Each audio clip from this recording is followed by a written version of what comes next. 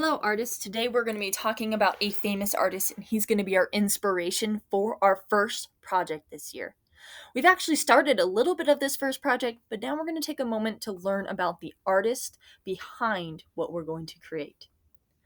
Now, our famous artist is no longer alive, but he is a groundbreaking American pop artist that has changed the way that we look at art, and it's something that a lot of students tend to enjoy because of the simple style within his work. Plus, there's relations to things that we like and enjoy as well.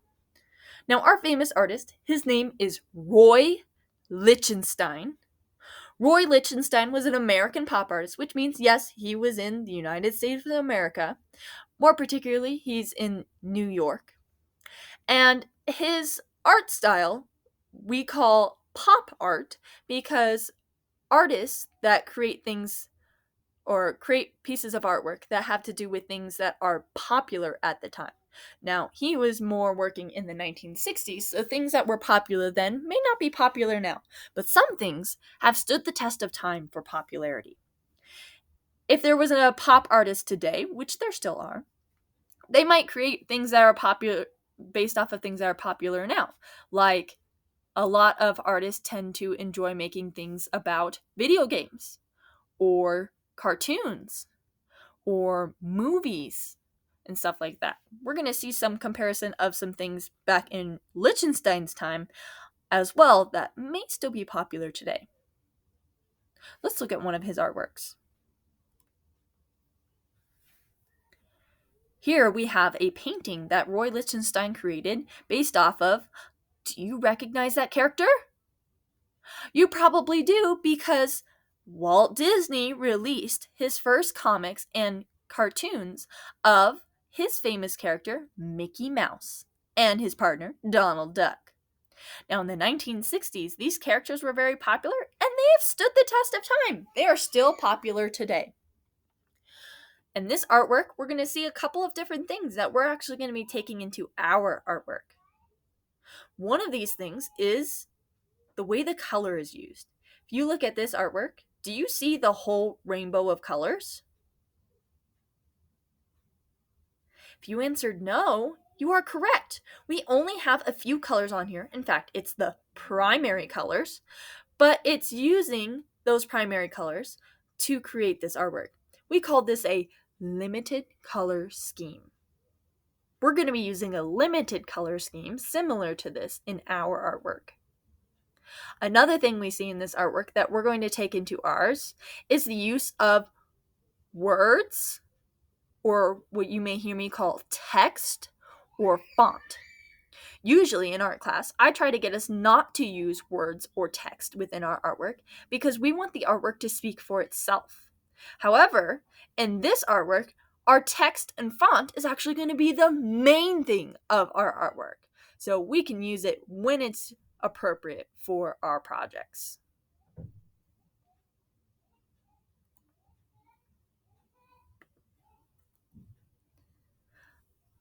Another thing that Roy Lichtenstein used was something called Ben-Day dots.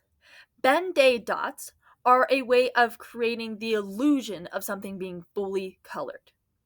In the 1960s, there were comics and comic books that were coming out that finally had the use of color. However, color was a very expensive thing to be printed in. So they would typically have it to where they would use these Ben-Day dots to create an illusion, which means tricking your eyes into seeing it fully colored. Instead of the page having all the color on it, they would use these little dots separated from each other, and it would create that look of it being colored. Let's look at one of Lichtenstein's artwork that uses Ben-Day dots.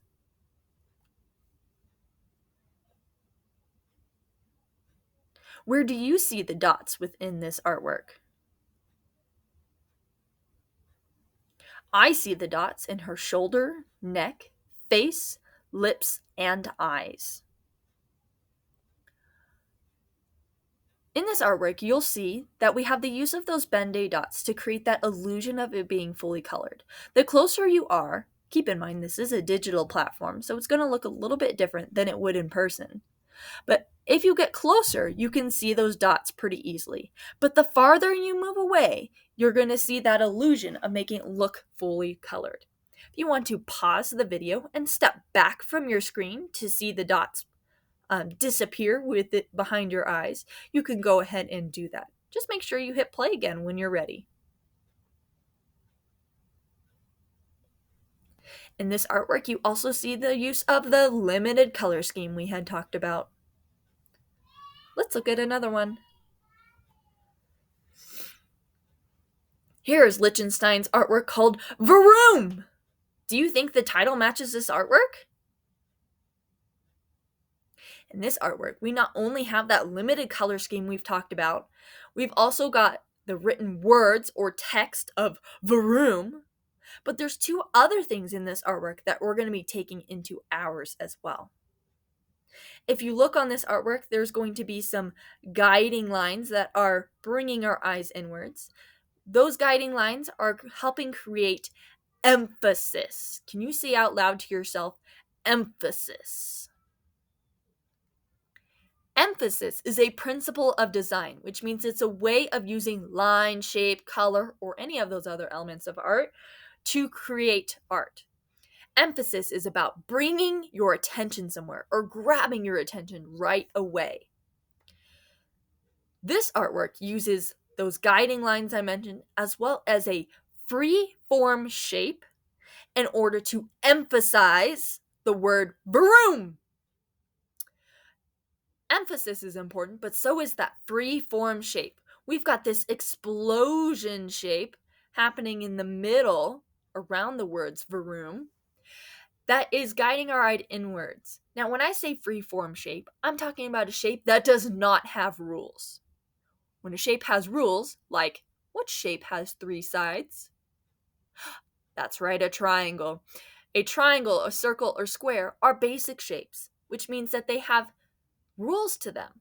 A free-form shape does not have rules. So if we think of like clouds, explosions, or even leaf shapes, they don't have rules, which means they can look however they need to.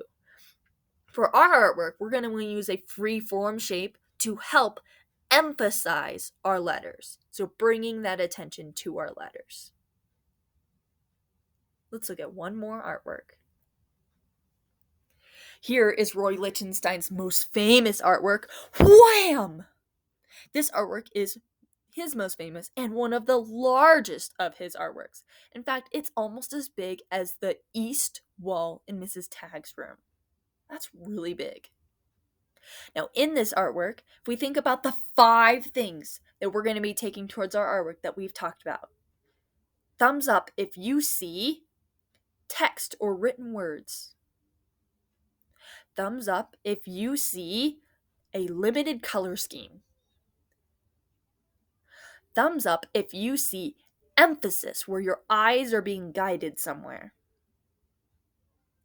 Thumbs up if you see a free-form shape.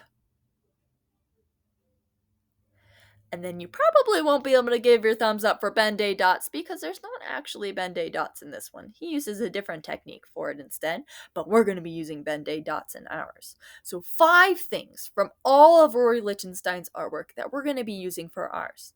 Text, free-form shape, emphasis, limited color scheme, and Ben-Day dots. Next, you're going to be filling out an exit ticket that's going to ask you to write a question towards the artist or think further about this artist. You can come back to the video if you need some help with some ideas.